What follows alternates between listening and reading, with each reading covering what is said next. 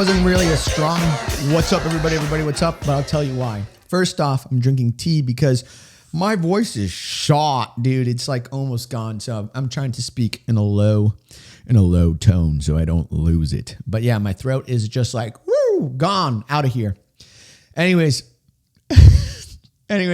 what's up? Welcome to the Better Together podcast. My name is Sebastian Gomez. If you're brand new, this podcast is just me talking with you guys, being a friend, catching you up on life with things that I've learned. And I just openly talk about my life, my faith, and my walk with Christ. And hopefully whatever I talk about resonates with you. All right, number one. Let's get into it. Number one, this is a mini-sode. This is going to be a mini-sode. Only because I want to give my vocal rest a rest. Wait, no, I want to give my vocal cords a rest. And so I'm going to take it easy on this episode. But besides that, let's just get into it. First off, I saw Eternals. Eternals was flipping good. So let me give you just a recap of what happened this week. So, as some of you guys know, last week I tried to run my half Ironman and I failed, but the Lord pulled through and gave me reasons to just look at it in a positive way. Why did I sound like that? God helped me out in that situation, and it really just, put my eyes in a different perspective, my mind in a different perspective. I'm not thinking straight right now. Okay, so anyways, that happened. Now let's move on to the next week. This weekend, I went and spoke for the very first time on stage about my faith, and it was incredibly scary.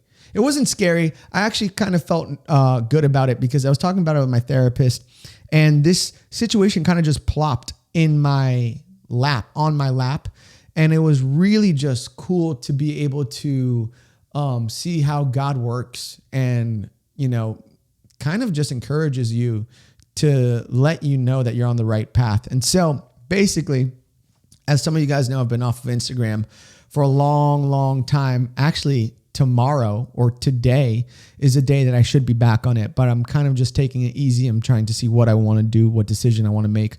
But I made the sacrifice because I really just want to get close to Jesus and really know what he had in his plans for me. So I decided to give up Instagram and really focus on him. And I really did get to focus on what he was trying to really just, the path that he was trying to put me on. And randomly, out of the blue, I got invited by my church home, to go up to Seattle and speak about my faith to the youth. And it was just awesome. It was so awesome. It was so cool. And I never put myself in a position searching for this opportunity. I was never searching for it. You can ask my friends. A lot of my friends always say, Seb, you should talk more about your faith. Or, have you ever thought about, other ministries? And I've said, nah, I'm good. I like YouTube, and I don't see myself being in a position where I could talk on stage because I'm really hard on myself. And I do show moments where I have low confidence because I know myself best. And I know the damage that I've caused in past relationships and all that stuff. I know my own sin. Like, I know my own brokenness. And so when someone puts you in a position or sees you in a position that you don't see yourself in, it can be hard to take in because you just know yourself. And so anyways, this opportunity came out of nowhere, and I kind of just said yes to it. I was like, you know what? Yeah, let's do it. So my church invited me to fly up to Seattle, talk to the youth. And boy, was it was so life-changing for me because this moment in my life put me even in more of a position and a desire to learn more about Jesus, because I was placed in an opportunity where I was responsible to speak about the good news, which is God loves you so much. And so that happened. And on the flight, so let's just roll around to this past weekend. So shout out to the Yvonne this past weekend. So anyways, I jump on Thursday, I start really focusing on what I wanted to speak and asking God. And I was like, hey God, what should I talk about? And the word purpose just came up. Like the word purpose just came up in my head. So I was like, all right, cool. God, why is it purpose? And so he kind of just showed up, like he showed a couple of verses for me that talked about purpose and why it was so important. Because I think a lot of this younger generation, they have an influx of information. And sometimes it is so hard to figure out where you're heading and what you should do next. And to have so many things try to grab your attention, I hope that the one thing that this generation could take was knowing that God isn't trying to distract you. I mean, he isn't trying to play games with you. Like he wants your attention because he knows what you're made for and he knows your purpose. And I think because of all the distractions, we get confused on what we want to do and what we're supposed to do. And we confuse ministry with purpose. And in reality, our purpose is just to love God and love our neighbors. And it's to love God with our heart, our mind, and our soul. And so I was talking about that on stage. Well, I prepared a couple of verses to talk about that on stage. And so finally I get there to Seattle on the flight, dude. My flight was 3 hours and 30 minutes, dude. For the whole flight, I just studied the flip out of my Bible. I just studied so much. I did not take a nap. I usually take naps on flights. I can fall asleep like that. I don't know about you guys, but I can fall asleep so easy on flights. Even before takeoff, I'll be asleep during takeoff. And so I just studied. I got on the Uber. I studied on the Uber. I got to the hotel. I studied at the hotel. I called my friends. I called Bob. I was like, dude, I'm about to do it. This is crazy. And shout out to Bob and everybody who has been really encouraging, especially my therapist, my family, and Bob, and anyone who knew about it. Nathan, all my friends who knew about it, that I was flying up to Seattle and were encouraging me in it. I really just want to say I'm very thankful for you guys. So I was able to speak. So yeah, I get to the church and I'm in my Uber and I'm just like studying in my Uber, finally get to the church and they put me in this waiting area that most pastors, I guess, just chill in before they're about to speak to the congregation. And for me, it's cool because Judah Smith, I mean, he's been my pastor for around 4 years, 4 to 5 years, ever since I came to LA, he's been my pastor out here. And so to be in a room where Judah, probably like sits down and relaxes and thinks about what he's going to chill. To think about what he's going to chill, a place where he thinks about what he's going to speak about, to be in that position and be in that room was very, very scary. And so I remember I was kind of freaking out and I was nervous because I really just wanted to do a great job and really represent Jesus well and not sound like a crazy guy who's like, you need to love Jesus, dude. Because if you don't, dude, your whole life is going to suck. And I was just like, whoa, that's not who I want to be. So out of the blue, my best friend, one of my best friends, Gabriel, calls me and he sees that I'm freaking out and he's like, dude, what's up? And I was like, dude, I'm about to speak right now in like 30 minutes in front of this whole congregation of kids. Not the whole congregation, just like around like 50 to, I don't know, between 50 and 100 kids, which was cool. I was like, whoa, that's awesome. Anyways, so I'm freaking out. I'm like, Gabe, what do I do? He's like, dude, like God placed you there for a reason. You want to pray right now? I was like, yes, let's pray. So he prayed over me on FaceTime call as I was waiting in that room for around like 30 minutes. And then finally I get called up to speak in front of the kids. And I know like, it's just kids. Like you're probably like, Seb, it's just kids. Why are you freaking out? I'm just like, because I've never spoken on stage about my faith. I've never done any of that. I've never seen myself in a position like that. To be honest, if I were to be vulnerable, there was a moment in my life where I did want to see myself in a position like that. But I was, like I said before, I just knew myself too much to even allow myself to dream like that. So I said, nah, whatever. See ya. Peace. And so I said peace to that dream, not to the opportunity. But anyways, so yeah, so they call me up and I go on stage, and I'm sitting in between Shaddai and Kieran, who are the youth pastors for Church Home. And I start freaking out because literally the light's just shining bright on your face. You have a bunch of people looking at you, waiting to see what you have to say, if it's worth anything. And there's like adults in the back too, who are your age too. And so you're just like, I hope I say something correct and biblical and I don't sound crazy or stupid. And the nerves got to me for like the first 5 minutes. I was shaking. I didn't know what jokes. I was like, should I say a joke? Should I do this? Should I do that? Should I just answer the questions? I was like, you know what? I just want to bullet through this and get out of this. And something just clicked where I remember looking at one of the youth pastors, Shaddai, and I was sitting in this chair. And for me, I'm somebody who likes to move around and speak and see what I'm trying to do. At least like, I move and I think and I move. That's how I work. That's how I work best. And so I look at Shaddai, the youth pastor, as he's asking me all these questions about my faith and my life journey. And halfway through the conversation, I just say, hey, can I get off this chair and just talk and just like be like, just like do what I want to do? I just wanted to get more comfortable.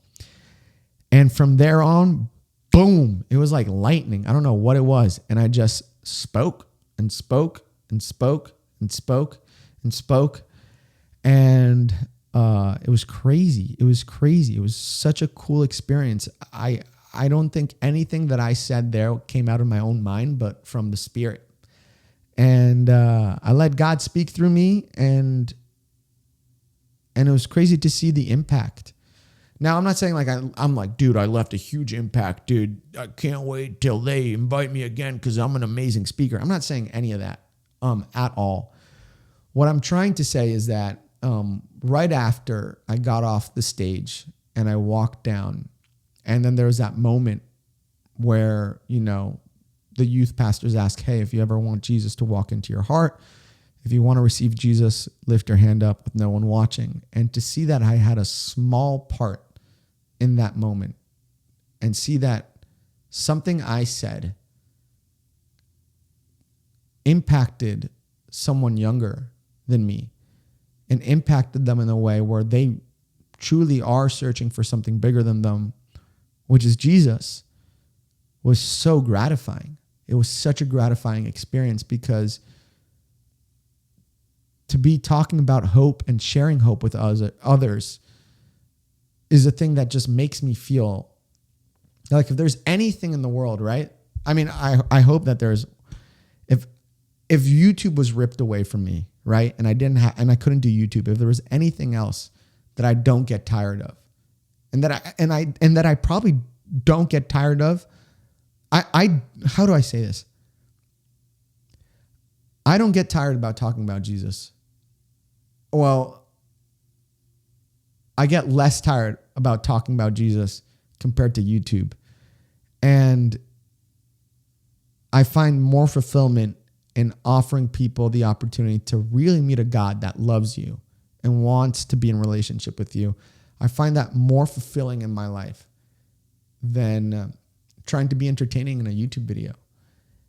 And I know that, you know, I'm not trying to bash on YouTube or anything like that. I'm not trying to say like, oh, dude, whatever other content creators are doing, it's not it, dude. Life is more about, you know, being entertaining and stuff. I'm not saying that. Everyone has their gifts and talents, and you can clearly show who God is through that ministry. For me, I guess it's talking. And I mean, I hope it is. But for me, it's talking and just being myself. And dude, I don't know, just even seeing the kids, like everyone come up to me after and ask me questions about my faith. I was just like, whoa, like this young generation is incredibly smart and know what they want. And to be in a position where I had to answer some questions and really give them a confirmation that they're making the right decision was just such a beautiful experience. And so I did that. It was awesome. I met so many amazing people. There was a girl, I'm sorry I forgot your name, but she drove an hour away to see me speak at this church. And so I just want to say thank you for that. It really just means a lot. Thank you. Thank you. Thank you. Thank you. Thank you so much. I've told everybody about you and how much that meant to me. So I just want to say thank you for that. So anyways, I did that. Then I went to Seattle. I mean, I was in Seattle. Then I went to downtown Seattle, got to explore the beautiful city of Seattle. It was awesome. I ate amazing foods there. I went to the first Starbucks ever created. I didn't grab coffee from there because I was just like, dude, this is insane how long the line is. And I bet you this coffee is the same as every other coffee around the United States. So I'm not going to wait in line. But I had amazing food there. Such a beautiful view. The city was clean. It was amazing. There's just not enough words to express how beautiful Seattle is. I saw the Space Needle. I went on the monorail. I walked around. I felt like I was part of the city. But there was one thing that ticked me off. One thing that kind of just made me go crazy. And I was like, dude, this is insane. And there was a girl who was taking a picture at the gum wall. I was at the gum wall. I was taking amazing photos. I was like, oh, this is so pretty. Look at this. Look at that. Wow, the gum wall. It's crazy. I don't know. Anyways, I was at the gum wall and there was a girl who was taking pictures at the gum wall. And this girl had the audacity to rest her whole body, her whole shoulder on the gum wall. And I don't even know what else to say. I was in shock. I was like, what are you doing? Like, I'm talking about Jesus loves you and I'm about to bash this girl. Look, I'm not bashing her, but dude, like, this is probably how COVID started. You know what I'm saying? Like, if you don't care about the amount of gum and saliva, chewed gum and saliva, wet saliva that's on the wall and you're resting your arm on that, like what? Like, where's your headspace at? I don't know. That really threw me off. I was like, dude, you gotta check yourself, dude. I'm not going anywhere near you because if you don't care about what's on that wall, I can't imagine. I don't even think you brush your teeth or whatever. So that really threw me off and I was really scared and I ran away from that area once I saw that lady do that. I was like, yo, you're crazy. Okay. Besides that, I'm going to finish it off with this. I saw the movie Eternals this week. Personally, I found it to be one of my favorite movies, Marvel movies. I know a lot of people are like, dude, this is the worst Marvel movie in a while. I really enjoyed it. Why? Because I felt like it was a philosophical movie. It was a movie that had a dialogue that made you think and really made you, I guess, sit down and understand that, you know, some movies, especially Marvel movies, don't always have to be full of action and crazy scenes. And I was just so tired of the narrative of here's this hero who has powers or doesn't know he has powers, finds out he has powers or decides to tap into those powers, struggles the first time because some villain got him the first time, but then he comes back a second time and beats the villain. And I feel like that Marvel way of creating movies just tired me out. Like, I really like Shang-Chi, but it felt like I was just watching another Marvel movie. Like, there was no difference for me between that and the early Marvel movies. And so, yeah, when I saw Eternals, I was like, ooh, this is good. I like this movie. It's an unpopular opinion. I get it. The only thing that I didn't like from that movie was, I forget who it was, but it's the Indian man who, he's a comedian dude.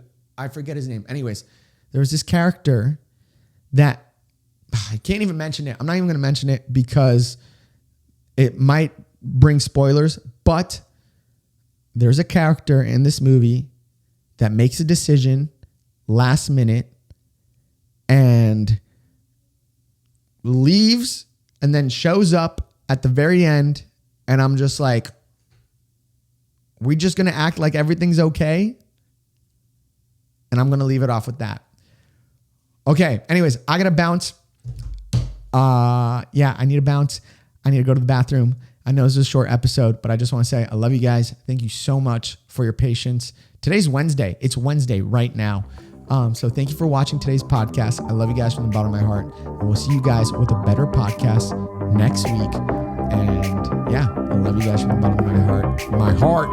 And thank you for being part of Better Together. I love you guys. I'll talk to you guys soon. Peace out. Adios. Bye. Jesus loves you.